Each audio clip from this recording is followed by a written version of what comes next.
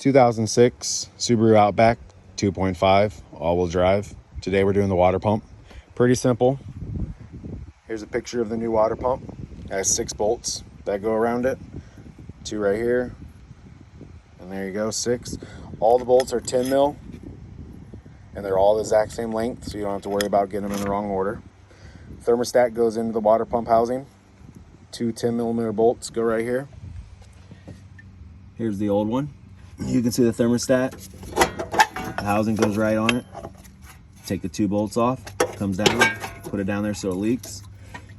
You get a vice grips, clamp on the clamp of the hose, pull it back, and then you basically hit it with the hammer and it'll fall right off. And then clean the surface behind here. Use some RTV, new gasket, replace the thermostat, and it's pretty simple.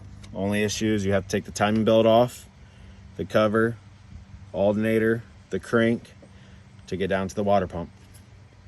Please like and subscribe. Thank you.